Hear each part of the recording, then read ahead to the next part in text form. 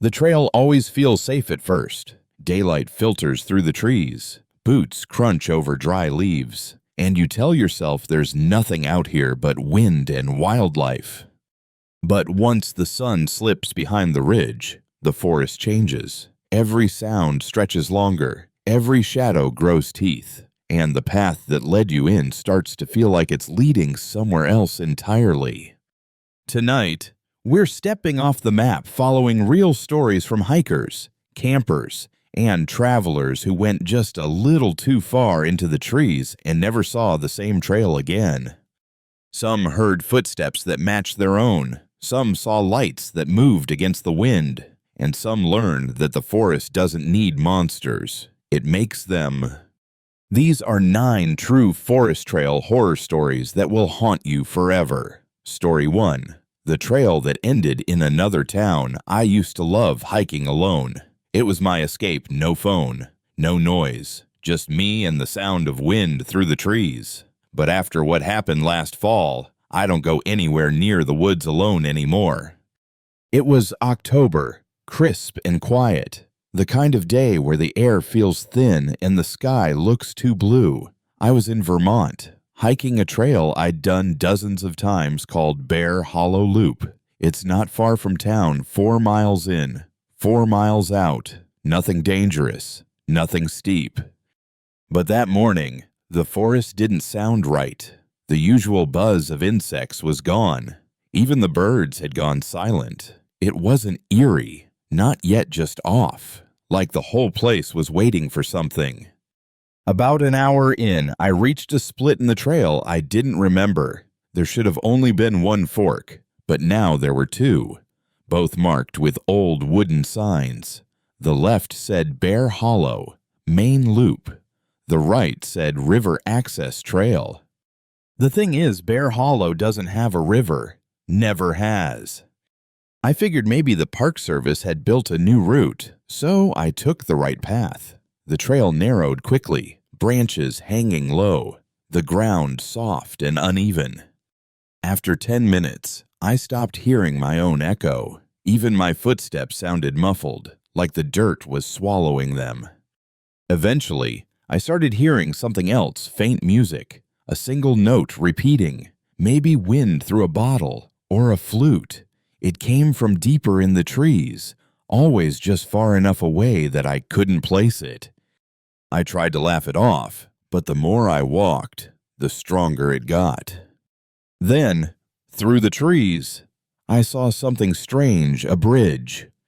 It was old, wooden, covered in moss, spanning a stream that definitely shouldn't have been there. The water was perfectly still. When I looked down, I couldn't see my reflection, just a distorted version of the forest, as if the trees were bending toward the surface instead of standing upright. I crossed anyway, and that's where everything changed. The trail on the other side looked the same, but the air felt heavier, like walking underwater. The light was dimmer, even though the sky above was clear, and there was a smell, faint but sharp, metallic, like blood. After another 20 minutes, I realized something was wrong. The forest had no sounds at all now. No birds, no wind, just the crunch of my boots. Then I saw the sign. Same style, same wood, but the lettering was off-slanted, carved deep and uneven. It said, "Welcome to Bear Hollow." That didn't make sense. I was leaving Bear Hollow, not entering. I checked my phone, no signal, no GPS. Every direction looked the same, so I turned around and headed back toward the bridge. Except it wasn't there. The path just kept going. No break, no stream, nothing but endless trees. By now, my stomach was tight. I tried marking trees with my knife, but after a while I started seeing my own marks repeated too often, too close together. Then, up ahead, I saw movement.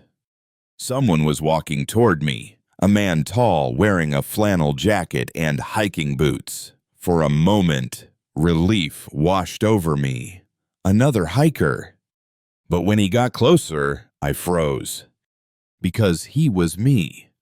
Same jacket, same backpack, same scar on my left wrist, but his eyes were wrong, darker, sunken, like they hadn't seen light in a long time. He stopped about 10 feet away, tilted his head, and smiled slightly. Then he said, "You're late." I turned and ran. Didn't think, didn't breathe, just ran until my legs burned. When I finally stopped, the trees opened up into a clearing, and I saw houses. Small ones, lined in neat rows. A streetlight flickered in the distance. For a second, I thought I'd made it back to town, until I noticed the road signs. They were all written backward. I walked down the street anyway, past windows filled with shadow. Every house looked lived-in cars and driveways, toys on lawns, but no sound, no people, not even wind. Then, from somewhere behind me, the flute started again. 3 notes, slow and low. When I turned around, the man in the flannel was standing under the streetlight, watching me.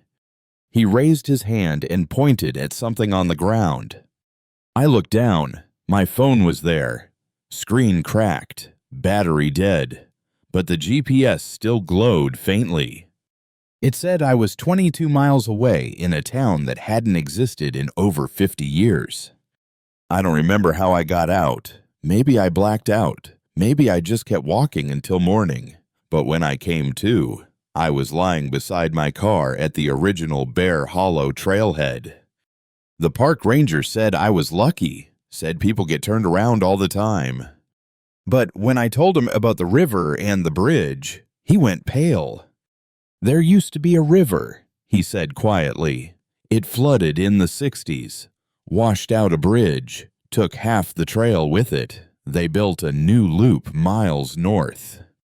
Then he looked at me for a long time before adding, "People still see it sometimes, the old trail, but you shouldn't follow it. Sometimes I still hike, but when I see a fork in the trail, I don't remember. I turn around. And if I ever hear that faint music again, I don't try to find it, because wherever that trail leads, it doesn't end here." Story 2. The woman standing at mile marker 12. You can tell when a story's going to stick with you forever. For me, it started with a woman standing too still on the side of the trail. It was 2018 in the Adirondack Mountains. I was doing a solo hike 40 miles in 4 days. No big deal. I'd done tougher routes before, but I'd never been that deep into the forest alone. On the second day, the air turned strange, still heavy, like the woods were waiting. The trees grew closer together, and I swear the path kept narrowing every mile, as if the forest wanted to see how much space I'd take before turning back. I'd stopped for water around noon, sitting near a faded trail marker mile 12. That's when I saw her. She stood about 100 feet down the path, wearing a light blue jacket, hands clasped in front of her like she was waiting for someone. At first, I thought she was another hiker, but she wasn't moving, not shifting, not breathing, not blinking, just standing. "Hey," I called. "You okay?" She didn't react. I waved, stepped forward. Still nothing. After a minute of that, I decided she might be zoning out or lost in thought, so I shouldered my pack and kept walking. But when I glanced back, she was gone. I stopped again, turned around, looked down the trail empty, not even footprints in the dirt. That should have been weird enough to make me leave, but I convinced myself she'd just stepped off the path. You tell yourself things like that in the woods. Still, I couldn't shake it. That perfect stillness, the way she didn't look confused or scared, just waiting. By evening, I reached a small clearing to camp. The forest felt tighter, somehow trees crowding in, shadows stretching early. When I lit my stove, I realized I hadn't heard birds since noon. I checked my map before bed. Mile marker 12 should have been 12 miles from the next rest point, but my GPS said I'd only moved 4. I told myself it was a glitch. Then I zipped my tent shut and tried to sleep. Sometime after midnight, something brushed the side of my tent. Not an animal, it was slow, deliberate, a hand. I froze, knife in hand, listening to soft scraping sounds circle the fabric, then silence. And then, a voice. You walked past me. I held my breath. It was calm, feminine, close. I didn't move for an hour. When the first light came, I unzipped the tent. Nothing, but in the dirt outside, a single footprint, bare, small. And next to it, a piece of fabric light blue. I packed fast and hiked out. Didn't stop for water, didn't check the map, just moved.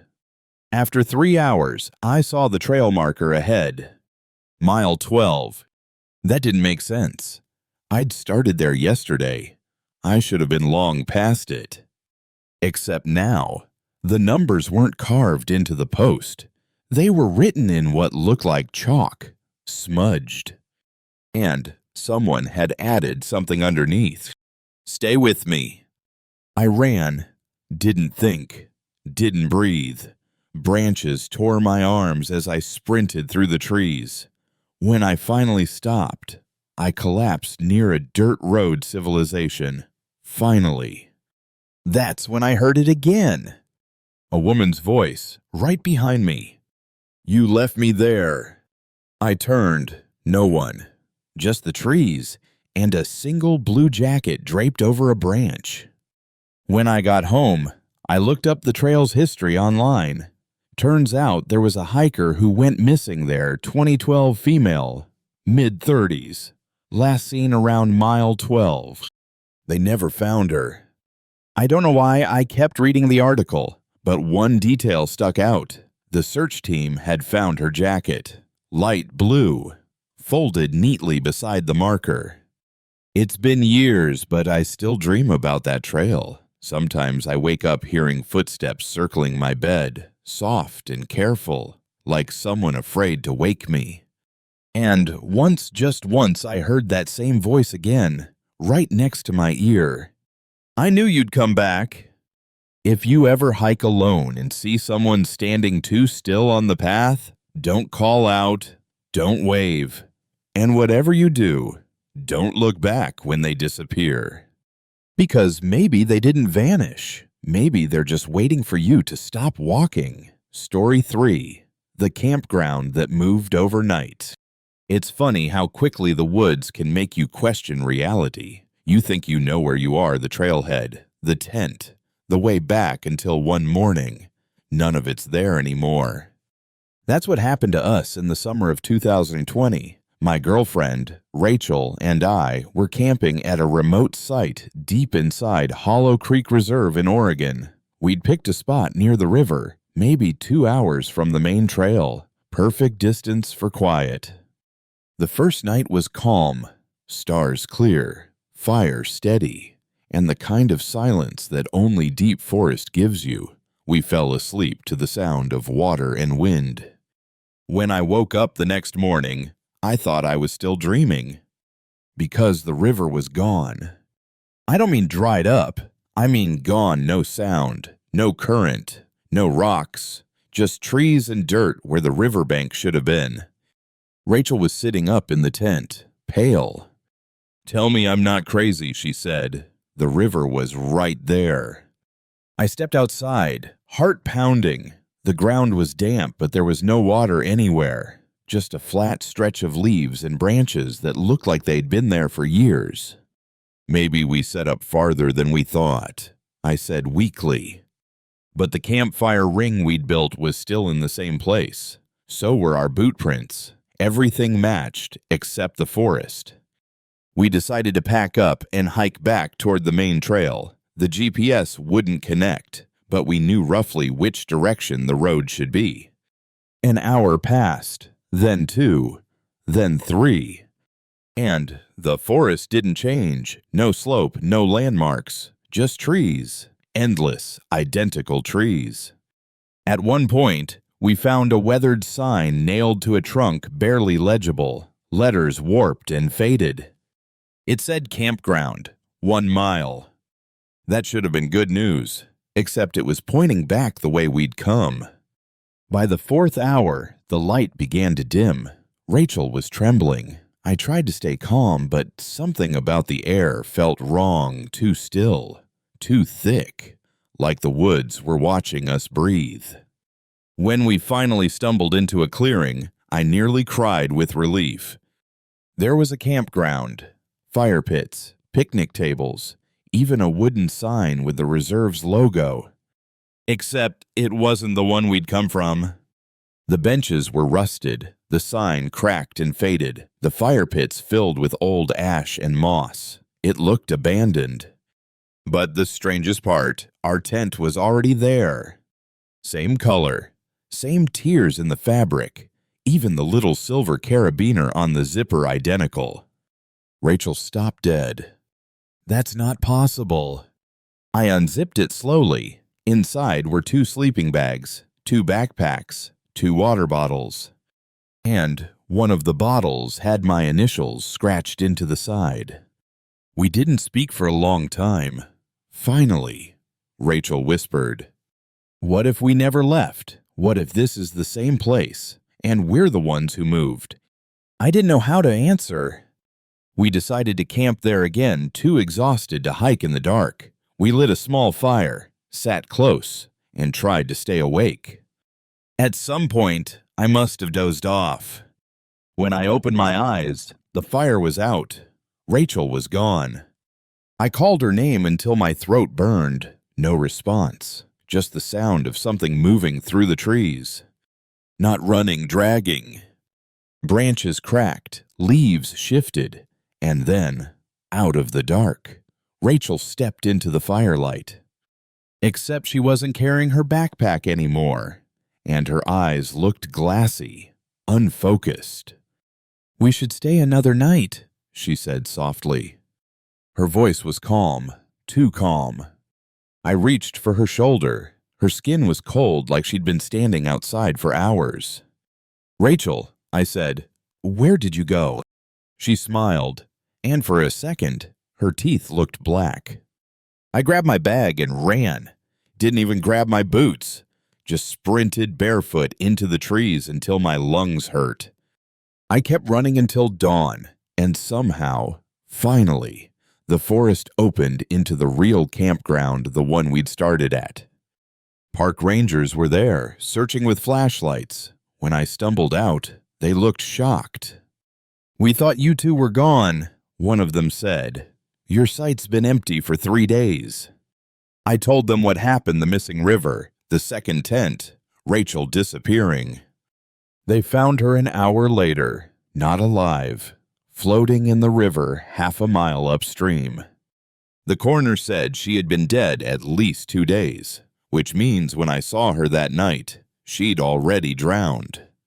A few weeks later, I went back to return our rental gear. The clerk looked up my reservation and frowned. "You said Hollow Creek, right?" "Yeah."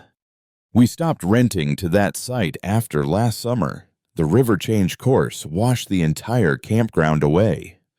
I just nodded, because somehow I already knew.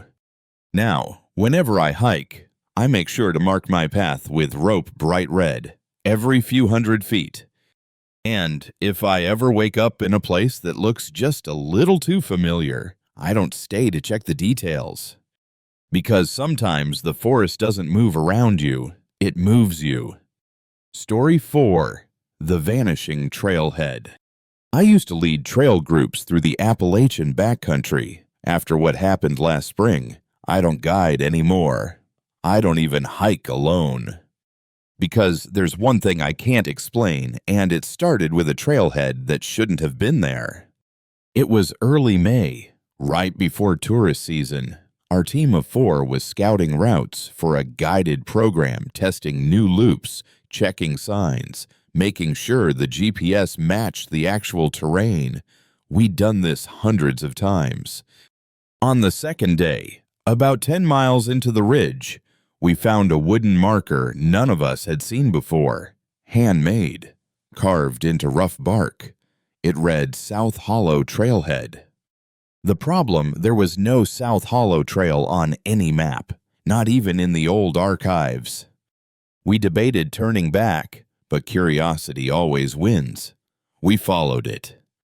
At first, it looked like any other backwoods path, narrow, overgrown, the smell of wet moss everywhere. But the air felt strange, too still, too thick, and every 100 feet, the path dipped slightly downward, as if leading us into something deep and forgotten. After an hour, we reached a clearing with an old ranger station, wood cabin, half collapsed, roof caved in. It didn't look new, it looked abandoned for decades. One of the guys, Jeremy, said, "Probably an old fire post. Let's check it out." Inside were rusted tools, a broken lantern, and a single clipboard nailed to the wall. The paper on it was yellowed but still legible. It listed Ranger Patrol's last date, June 1961. And below that, scribbled in red pencil, "Do not follow the new trail." We all looked at each other. Jeremy laughed nervously. "Come on, probably a prank." He stepped back outside first. When we followed seconds later, he was gone. No sound, no footprints, no sign of struggle, just gone. We split up, calling his name, searching for an hour. Nothing. The woods were dead quiet. No birds, no wind, no echoes. Even our own voices sounded like they were being swallowed by the trees. Then, from far down the trail, we heard him. "Hey, over here." We ran toward the voice. But when we reached the spot, there was no one, just another wooden marker.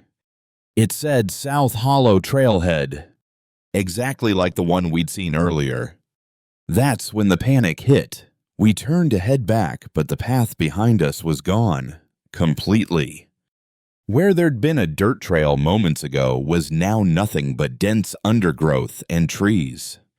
I tried to use the GPS, but the coordinates kept resetting. Every time I checked, the display said we were at the same point, South Hollow Trailhead. Hours passed. The light began to fade. We built a small fire in the clearing, hoping Jeremy would find us. Around midnight, we heard footsteps slow, dragging, coming from the dark.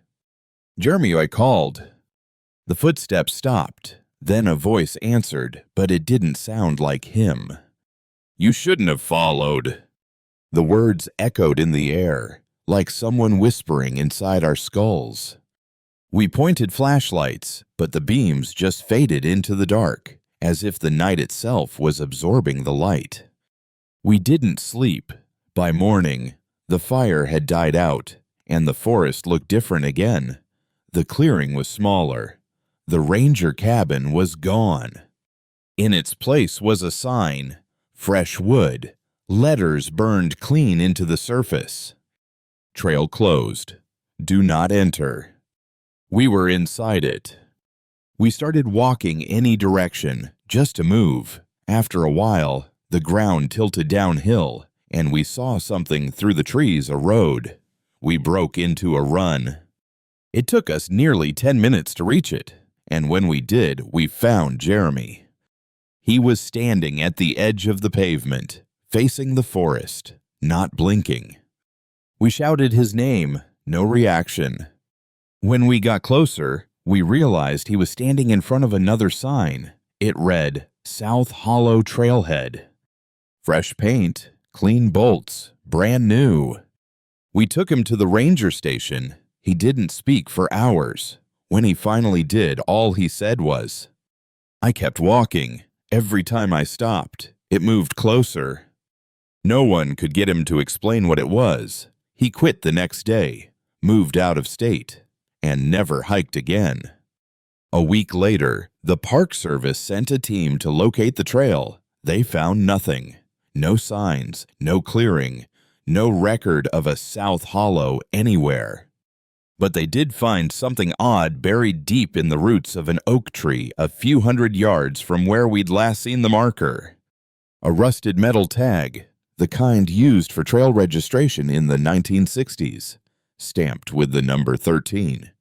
When they checked the archives, there was only one record tied to that number, a Ranger Unit 4 men, last seen June 1961. All missing. Sometimes, on clear days when I drive through the ridge, I still see a wooden sign standing just beyond the guardrail. It's always in a different spot, always pointing inward. And the words burned into it never change. South Hollow Trailhead. I don't stop anymore, because I think the trail isn't gone. It's waiting. And every time someone sees that sign, it's deciding whether to open again. Story 5. The Man with No Lantern. You can tell when someone's lying to you. You hear it in their voice, see it in the little pauses. But what if they're not lying? What if what they're saying just isn't human? 3 years ago, I worked as a volunteer for a night trail safety patrol in North Carolina. Our job was to check campsites, make sure no one got lost or left fires burning. Nothing supernatural, until that one night.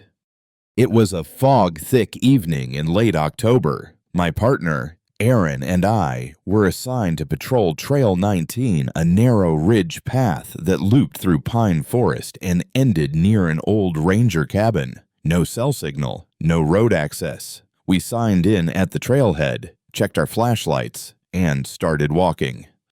After about an hour, we saw light ahead, a steady glow, yellowish and faint. We figured it was a camper's lantern. "At least someone's awake," Aaron said.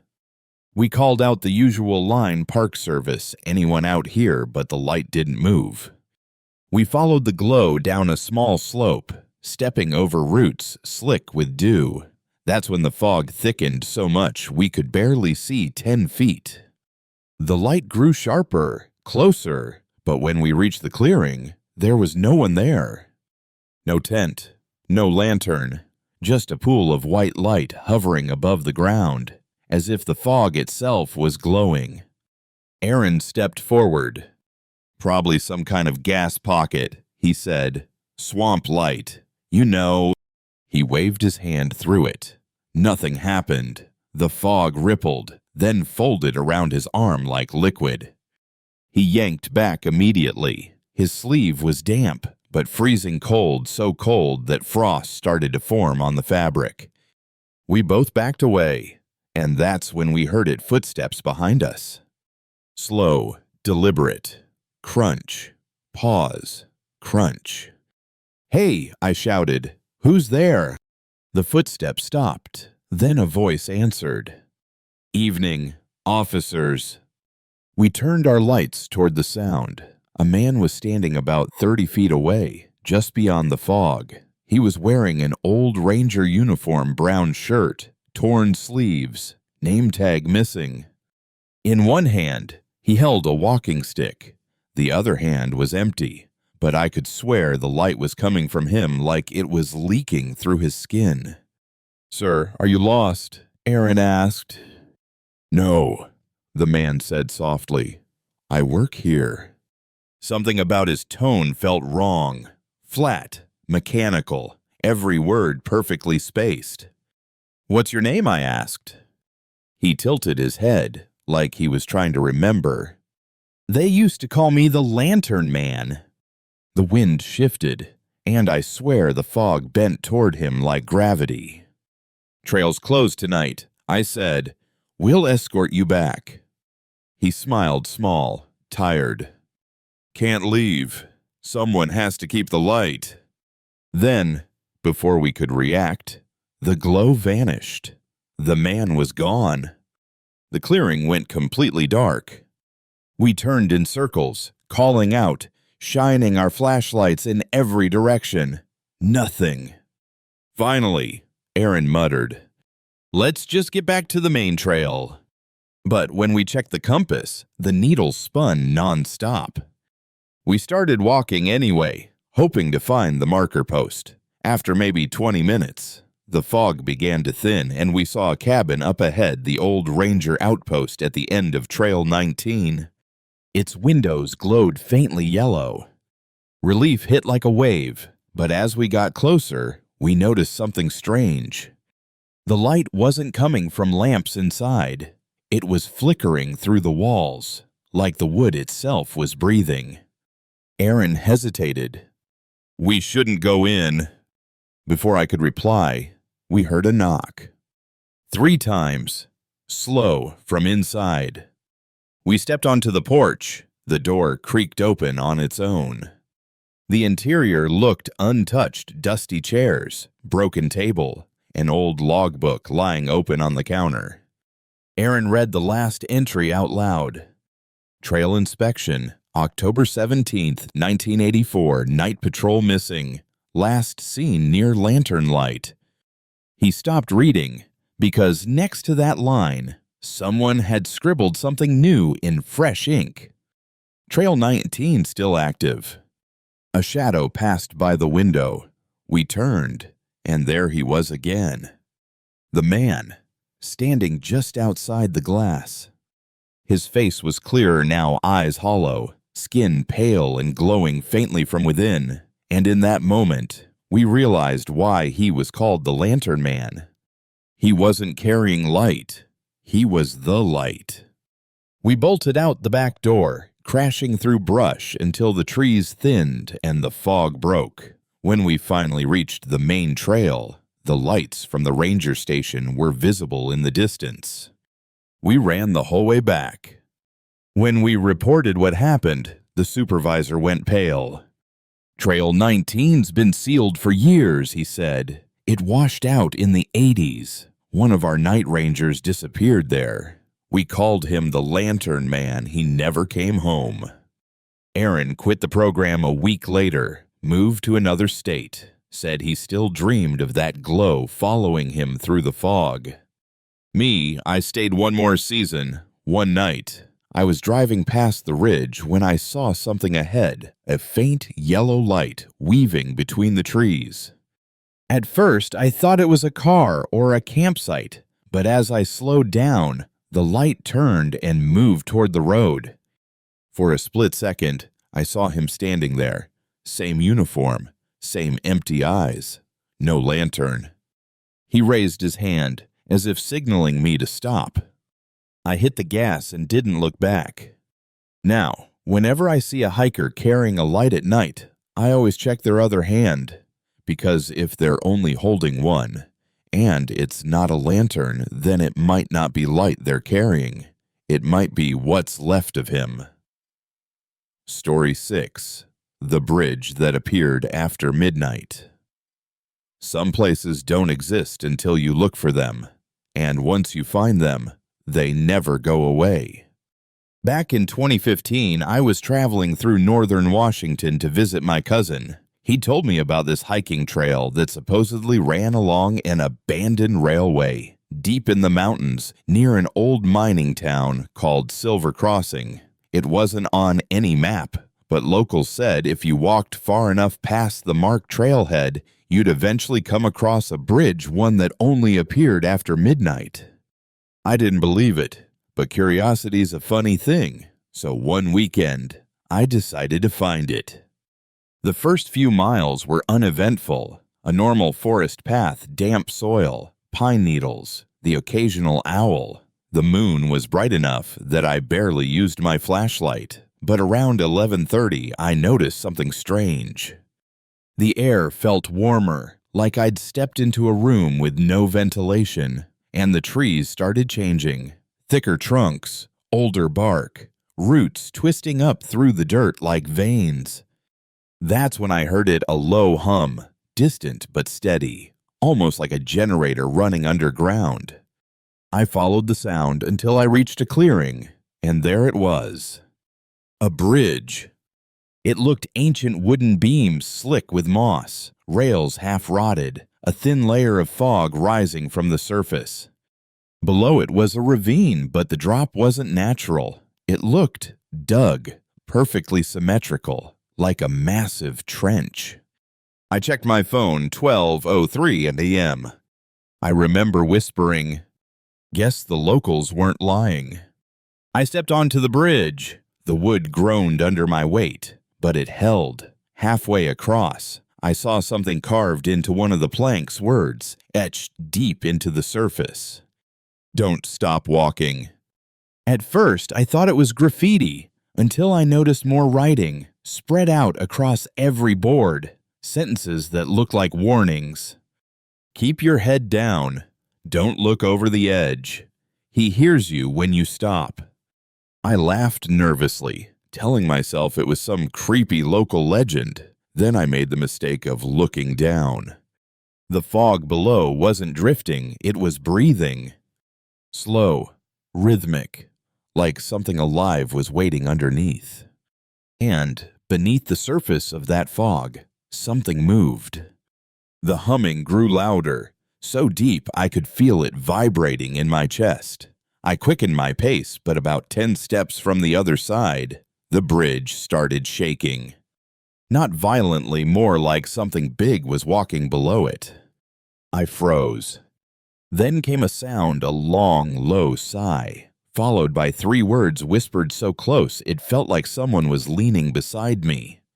"You stopped walking." I bolted, ran the rest of the way across, and dove into the trees. Didn't look back until I was sure I was off the bridge. When I turned, the fog had thickened, completely swallowing it. The hum was gone. I kept hiking, thinking I'd find the main trail again, but after an hour, the forest didn't look familiar anymore. No markers, no path, just trees. I was lost. Then I saw a faint glow through the branches, soft, yellow light. A lantern, maybe. Someone else out here. I followed it. When I stepped into the clearing, my blood ran cold. The bridge was there again, exactly the same. Same carvings, same fog, same humming. It was impossible. I'd been walking away from it for miles. And, standing at the center of it, was a man. He was facing the opposite direction, completely still, one hand resting on the railing. "Hey," I called. "You okay out there?" He didn't move, didn't even flinch. I took a step closer, and that's when he spoke. "I can't stop walking." His voice was cracked, raw. He turned his head slightly, just enough for me to see his face, or what was left of it. His skin was gray, his eyes completely black, and his jaw moved like something was controlling it from underneath. "Keep walking," he whispered again. "He's listening." Then the humming returned louder than before. The fog below pulsed, and something massive rose just beneath the surface, a shadow the size of a building, shifting like it was made of smoke and bone. The man screamed, but not like a human scream. It was distorted, echoing in every direction at once. Then he vanished. The fog spilled over the bridge, rolling toward me like a living wave. I turned and ran, branches tearing my arms, mud sucking at my boots. Behind me, the humming grew faster, deeper, until it sounded like the forest itself was vibrating apart. When I finally reached the car, it was 2:17 a.m. I drove straight to the nearest town. The next morning, I went back with a park ranger. We hiked the same route, same trees, same markers, but no bridge, just a flat ravine with overgrown grass and collapsed beams. The ranger said, "This old line's been closed for years. Bridge collapsed in 1978. 2 hikers died trying to cross at night." When I asked if their bodies were recovered, he hesitated. "One was. The other, we never found." That was months ago. Since then, I've had dreams. Always the same. I'm walking across that bridge, reading the carvings. And somewhere in the fog below, Something breathes in sync with my steps. Every time I wake up, my sheets smell like damp wood, and once I found mud on the floor by my bed, fresh, wet, and covered in footprints. Mine. If you ever find a trail that isn't on your map, and someone tells you about a bridge that appears after midnight, don't look for it, because once you find it, it doesn't forget you. And sooner or later, you'll hear it again, that low, steady hum, the sound of something waiting for you to stop walking. Story 7. The Firewatch Tower that wasn't on the map. You don't realize how lonely the woods really are until you start hearing someone answer you back. It was late August when I took a solo trip to the Cascades a week off work. Just me, a tent, and silence. I'd done this kind of trip before. Disconnect, reset, breathe. That's all it was supposed to be. On my third day, I set up camp near an old trail called Black Ridge Loop. It ran along the mountain's edge and was rumored to connect to an abandoned Firewatch Tower from the 1950s. Local hikers said it had burned down decades ago, but I wanted to see what was left. By the time I started the hike, the sun was already low. The forest had that golden, fading light that makes everything look older. I walked until the air turned cool and the path narrowed into switchbacks. That's when I saw it silhouetted against the sky. A tower, still standing. It rose out of the trees like a skeleton, rusted metal, cracked glass windows, a spiral staircase winding up to the top. But what stopped me wasn't the sight of it. It was the sound. Someone was talking. Faint, through the static of an old radio speaker, I could hear a man's voice calling out coordinates, then silence, then static again. I thought maybe it was a prank, or someone had restored the radio for fun. Curiosity won. I climbed. Each step groaned under my boots. The higher I went, the colder it got. Not wind cold, but still empty cold, like the kind that fills an attic no one's opened in years. When I reached the top, I found the radio still running, plugged into a small generator humming weakly. And, on the desk beside it, a logbook. The last entry was dated August 17, 1962, exactly 60 years earlier. It read, "Fire spotted East Ridge, awaiting response. If no reply by morning, will go down myself." Underneath that, written in shaky pencil, "Still waiting."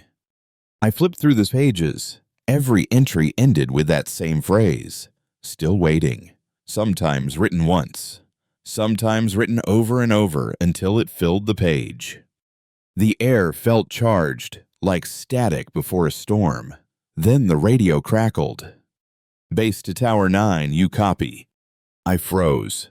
The signal was clear. No static now. I leaned toward the microphone. I stopped myself. "This is Tower 9. Who's calling?" Silence. Then the voice again, calm, almost gentle. "You're not Tower 9. The line went dead. I stared at the radio, heart pounding, waiting for it to crackle again. When it finally did, the voice wasn't coming from the speaker anymore. It was coming from behind me. "You shouldn't be here." I turned. There was a man standing at the doorway, tall, thin, dressed in an old park uniform. His face was pale, his eyes dark and sunken. He looked at me, then at the radio, and whispered, "We never got the call back." I stepped toward him. "Sir, are you?" He raised a hand. "Do you see it?" I followed his gaze out the window. Across the ridge, a line of faint orange light flickered in the trees of fire, burning quietly, the same direction listed in the logbook. "It's been burning for 60 years, he said, but they never answered. Then he smiled weakly. So I stayed. The radio crackled again, and his voice came through the speaker, the exact same tone, the exact same words. Base to Tower 9, you copy. That's when I realized what I was hearing. It wasn't a transmission, it was a recording of him. The lights flickered. When I looked back, he was gone. I grabbed my pack and ran down the stairs 2 at a time, but halfway down, I stopped. The metal under my feet was rusted, flaking away like paper, and below me, the forest wasn't dark anymore, it was glowing. Not from fire, but from dozens of small lanterns scattered among the trees, each one flickering in time with the static hum of the radio above. For a moment, I thought I saw figures standing beside them, people, watching, motionless. Then the wind hit and every lantern went out at once. When I reached the ground, the tower was silent. No light, no radio, nothing but the sound of my own breathing. I sprinted back to camp and drove straight out that night. Didn't stop until I reached a diner off the main road. The waitress said I looked pale. When I told her where I'd been, her face went white. The tower burned down decades ago, she said. My granddad was a lookout there. He died in the fire. She walked away, then came back holding something wrapped in paper. It was a rusted metal badge, the kind worn by forest lookouts. On the back, etched in tiny letters, T9. I still have it, sometimes. When the night's quiet enough, I turn it over in my hand and swear I can hear that same faint hum.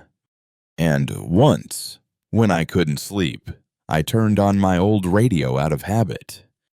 For a few seconds, it was just static. Then a man's voice came through. Base to Tower 9, you copy. I froze. It wasn't coming from the speaker. It was coming from my window. If you ever hike alone and find a tower that isn't on your map, don't climb it. Don't touch the radio. And if you hear someone calling for help through the static, don't answer. Because the fire that burned 60 years ago never really went out. And some signals never stop looking for someone to reply. Story 8, The Voices Beyond the Trail. Cam, some people go hiking to find peace. Others go looking for proof. I went looking for the truth, and I wish I'd never found it. I run a small wildlife photography channel on YouTube, nothing huge, just trail cam compilations and night footage of deer, coyotes, and the occasional bear. I set up cameras deep in the forest, leave them for a week, and collect the SD cards later. Usually, I just find wind, rain, and shadows. Until last March. It started like any other trip. I drove up to Ravens Hollow Preserve, about 3 hours from my town in Oregon, and hiked 10 miles in. The area had a reputation for being quiet. No campers, no hunters, no signal. Perfect for clean footage. I set up 4 cameras around a small clearing, one facing north, one south, one toward a dry creek bed, and one pointed directly down the trail I came from. Then I left. A week later, I came back to collect them. 3 of the cameras were fine. The 4th one, the one facing the trail, was gone. The mounting strap was ripped clean off the tree. The ground beneath it was disturbed, like something heavy had stood there. At first, I thought a bear had taken it, but when I checked the others, my stomach dropped. The North Cam timestamp 214A showed something moving through the clearing. Not an animal, a person. Tall, thin, walking stiffly, carrying something that flickered with light. When they turned slightly, I realized what it was. A camera. Mine. At 2:16 a.m., the figure stopped in the middle of the clearing and turned directly toward the lens. They were wearing a mask plain white, no features, the kind you'd see in old theater performances. They lifted the camera, pointed it straight at my trail cam, and whispered something. There was no audio, but the movement of their jaw was slow, deliberate. 2 words. Over and over.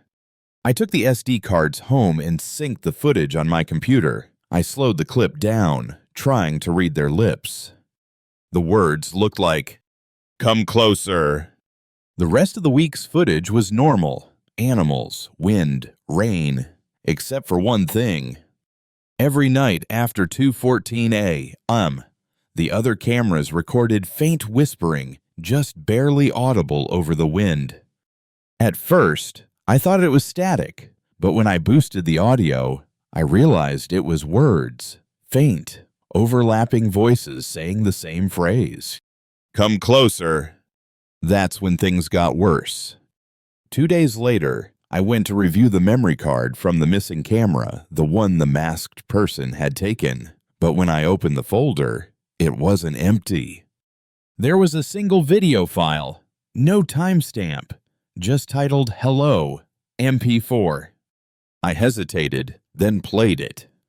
The footage was shaky handheld and pointed down a dark trail. The breathing sounded close, ragged, but not human, too slow.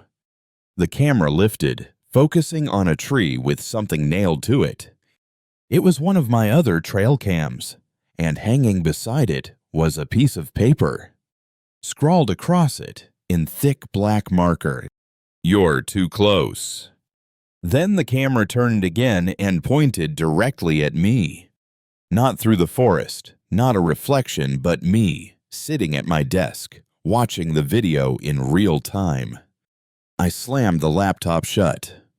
I told myself it was impossible, a trick, some sick joke from someone who'd found the camera. But the next morning, I woke to find muddy footprints leading from the back door to my desk. Small ones, barefoot. The trail ended at my chair. I checked the laptop. The file was gone. The entire SD card had been wiped clean.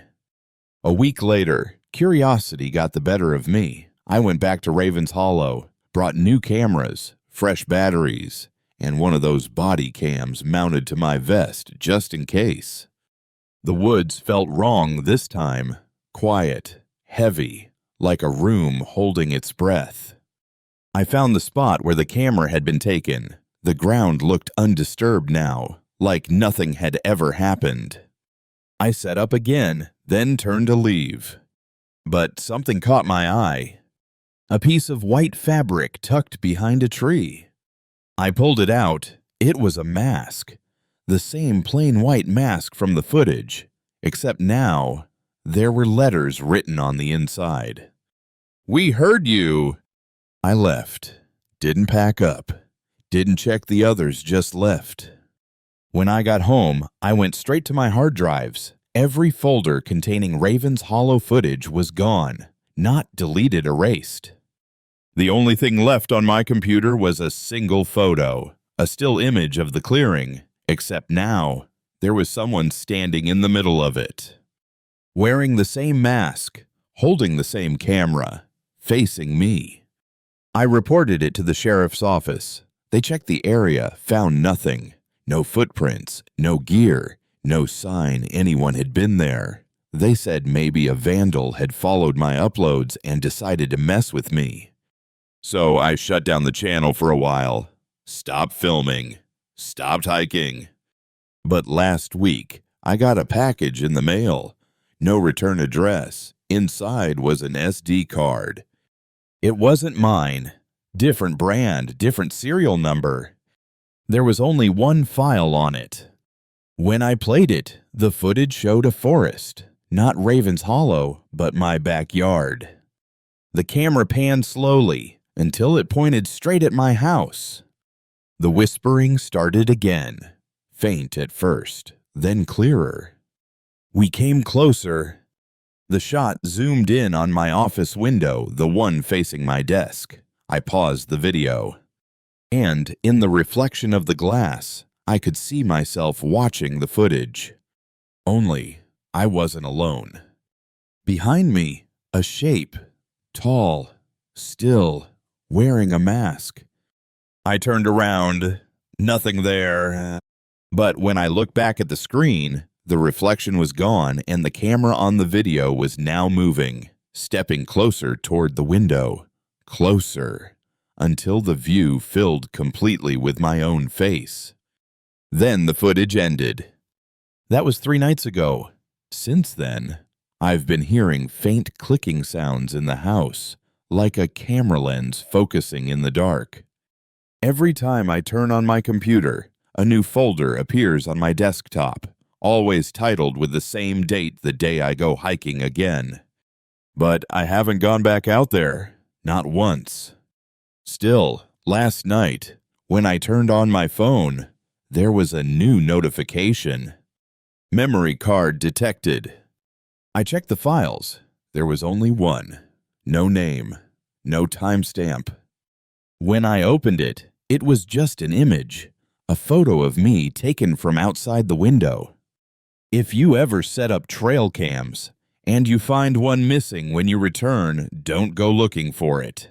And if you ever hear whispering in your footage at 2:14 a.m., delete everything. Because the forest doesn't want to be filmed, it's filming you. Story 9. The Cabin at the Trail's End. Everyone thinks they know where a trail ends. There's a sign, a bench, maybe a view. But sometimes, the trail doesn't end where the map says it does. Sometimes, it keeps going, and you shouldn't follow it. It was autumn 2021. My brother Luke and I were hiking the Black Timber Trail in northern Montana, a long, winding route through the mountains that eventually looped back to the main road. We'd done it before, but that year, something about it felt different.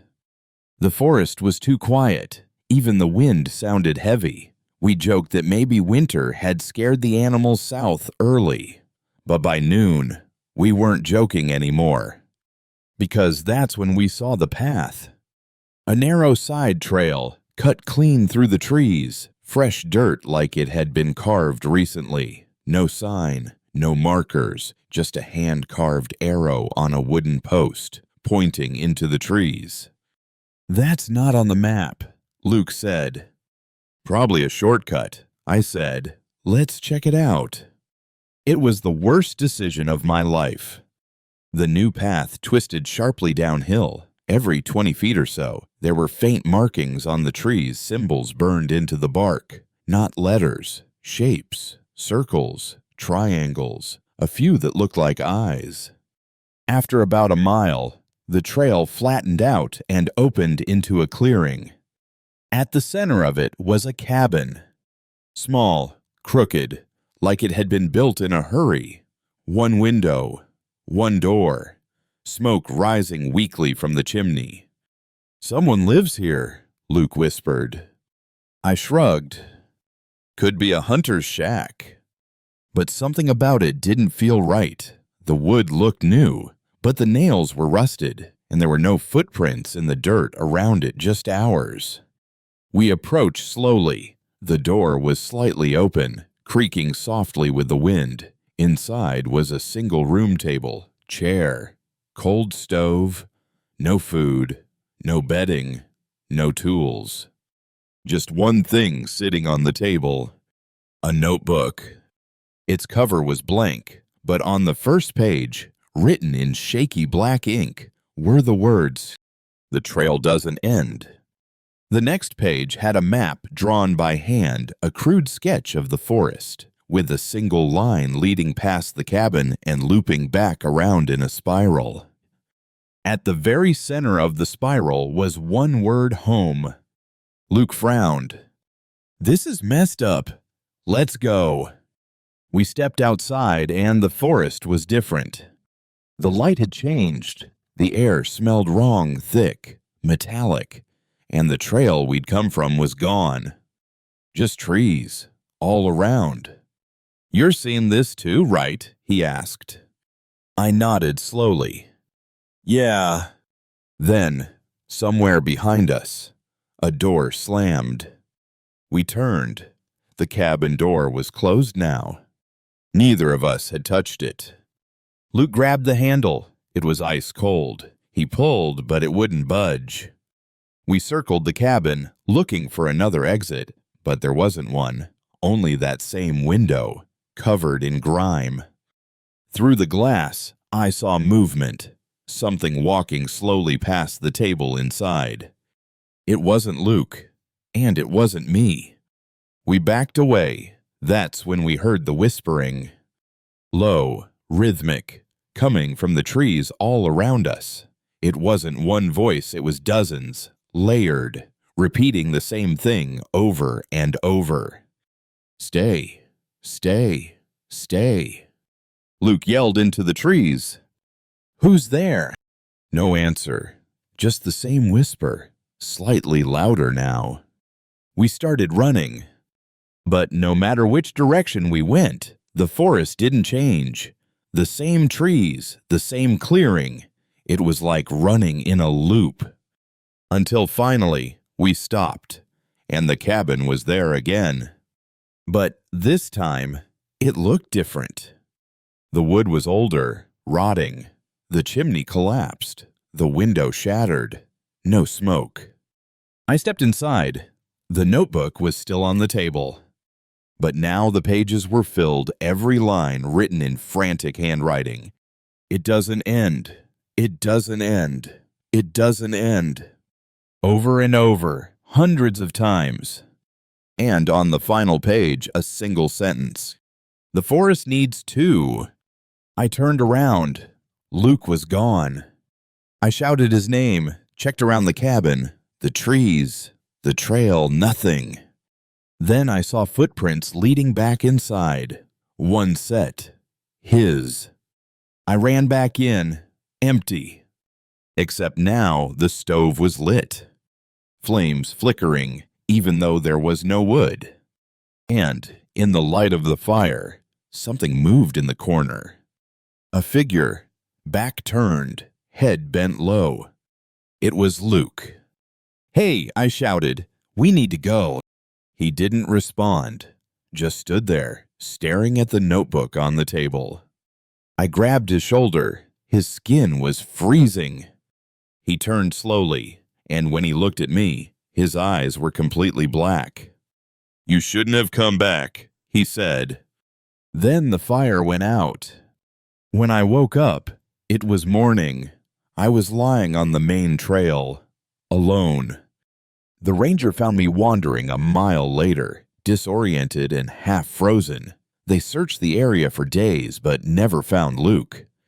The only thing they recovered was a single piece of paper nailed to a tree near the trailhead. Written in black ink, "The trail doesn't end." A year later, I went back. I don't know why, maybe I just needed to see it again. The trail looked normal, sunlight, birds, hikers, everything as it should be. But when I reached the fork where that side path had been, there was a new sign. A fresh wooden marker, letters carved cleanly into the grain. Cabin, 2 miles. And below it, another note, carved in smaller letters. He's home now. If you ever find a trail that doesn't appear on your map, and it leads deeper than it should, don't follow it. Because some trails don't end at all. They just wait for someone else to find them. The forest always hides more than it shows. The trails wind deeper than the maps admit. And no matter how well you know the way back, the woods always remember where you've been. 9 stories, 9 different paths. Each one started with something ordinary, a hike, a photograph, a sound in the distance. But the forest doesn't need monsters. It makes them out of silence. For some, it whispered their name. For others, it replayed their fear. And for a few, it offered them a home they could never leave. Because once the forest notices you, you stop being a visitor. You become part of the story it tells next. If you ever find yourself deep in the trees and realize the air has gone too still, if the trail feels longer than it should, if you see a cabin that wasn't there yesterday, don't stop. Don't take the shortcut. Don't look back. And above all, don't listen when the woods start to call your name. Because the forest doesn't call for help, it calls for company. Thank you for listening to these 9 true Forest Trail horror stories. If your footsteps ever echo in perfect rhythm with another pair behind you, don't try to see who's there. Just keep walking. Because the moment you turn around, the forest will know you've heard it. And once it knows you've heard it, you'll never really leave.